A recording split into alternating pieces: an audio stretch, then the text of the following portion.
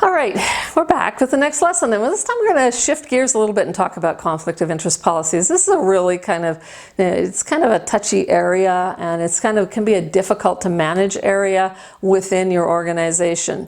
So conflict of interest is actually part of one of the 3 fiduciary duties, and that's the duty of loyalty. So board members and senior managers must put the interests of the organization ahead of all other personal and professional interests, gain, benefit, both now and in the future. So this is kind of a restatement of the duty of loyalty, but it basically says we're in our role as an executive director, we're in our role as a senior manager or a board member, we must be aware that our loyalty is to the organization, to the best interest of the organizations and the people it serves.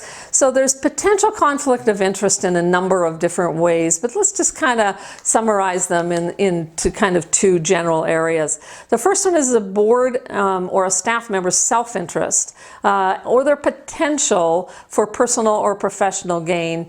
And when we think gain, we think money, but it's not limited to money. And then that places us in a conflict to the duty that we have to act in the best interest of the organization. So the first one says is that we can get mixed up between our personal or professional interests, or both, and our duty to be loyal to the organization. And the second one is a board or staff member's involvement in a business, an association, a club, or any other organization conflicts with their ability to act or decide in the best interests of the organization. Now, of the 2, these are actually, the second one is actually the more common one. Many people who volunteer have a significant community presence. They work someplace in the community, and the smaller your community, the more likely this is to happen.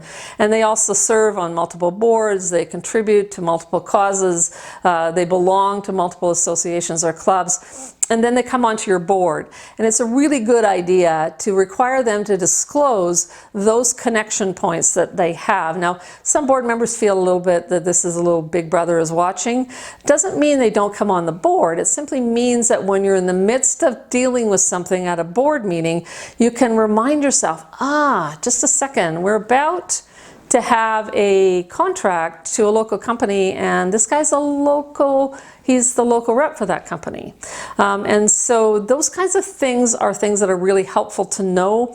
Often the executive director is kind of the clearinghouse of that kind of information, but if you have it on a couple sheets of paper, then you're going to be able to summarize each one of your board members. Here are their connections, here are their involvements, etc. You should update that annually if you're going to put this practice into place, because it changes. We come off boards, we join new organizations, etc. So pretty important to have those things kind of clarified. Conflict of interest may be related to financial gain, but it also may have potential benefits for things like creating connections for the individual who's at conflict, increasing influence, improving the reputation or status of that person, or some expectation down the road of future favors or potential benefits. So the conflict doesn't have to have, or the benefit doesn't have to have, an immediate impact. In fact, it could be, well, if I vote this way, if I say this thing, or I make this influence, or I try to manipulate this in some way, that'll get me in their good books down the road a year from now when they tender that new contract, and my business will be in the running for that. Right? So this is a little bit of smoke and mirrors and a little bit tentative sometimes, but it really is an example of how conflict of interest is not necessarily a right now kind of thing. It can be down the road.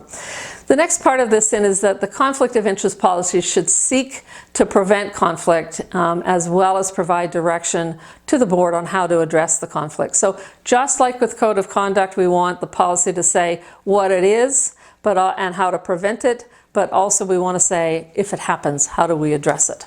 Policies need to include board members and senior managers, because senior managers are in decision-making roles every single day. So this certainly should apply to your executive director, and probably if you're a little bit medium to larger sized organization, it should apply to all of your internal senior managers, however you define those senior managers to be. So everybody at, say, a job title of manager, job title of director and above would then be bound by the conflict of interest policies.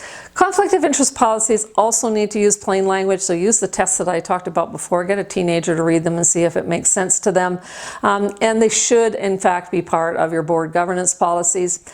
Many conflicts of interest are resolvable with some discussion, and so don't underreact or overreact to an issue, because usually when we put the issue on the table, we're going to think about and consider our options for how we might manage that. All right, that's the end of this lesson, and I hope you continue on to the next lesson.